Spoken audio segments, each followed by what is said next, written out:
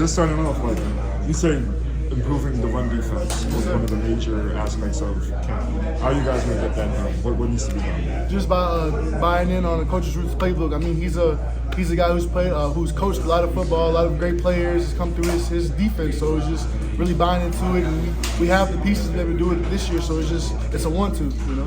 How is it going to take you guys to come together on that defensive line to make sure that the running back doesn't get past that wall? I think it's a mentality thing. You know, we have the players. You know, John Walker, Lee Hunter, Matthew Alexander, Derek LeBlanc, myself. You know, we have the guys with plenty of talent. It's just wanting to do it. You know. And what have you liked from the other position groups in the defensive side, the D-backs, the linebackers? What have you seen?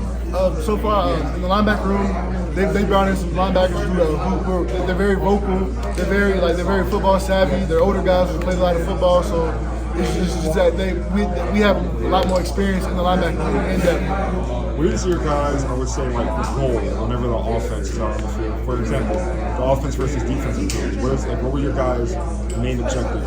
Dominate. You know, it's competition. It's friendly competition, of course. You know, but it's we want to completely dominate them.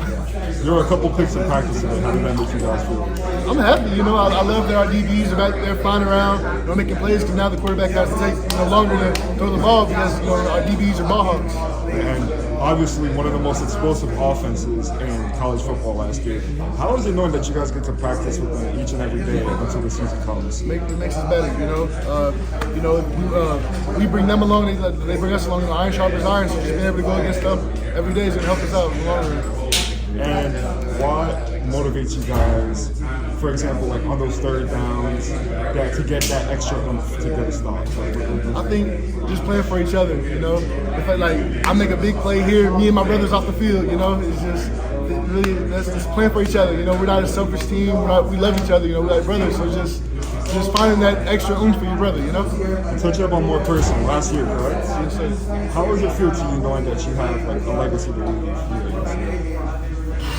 Man, it's different. You know, I'm from Louisville, Kentucky. I'm from 15 hours away. So knowing that 20 plus years from now, I'll bring my kids here at UCF. I'll be able to come back and say, hey, I did this here. So my goal for this year is to leave as big a legacy as I can, so that I do have something to show for it. Do you feel like you have something to prove this season? Of course.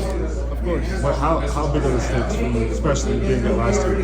I mean, the stakes are as big as they ever been. I mean, because last year, the goal was to go to the NFL, but I kind of got derailed week 2 with my injury. So it's just still showing the world that I have a lot of football left in me, and I'm still able to play at a high level and be dominant. And one last fun question: what's your go-to song before a game? Go-to song? What gets you locked in? I'm gonna say Kevin Gates, really, really.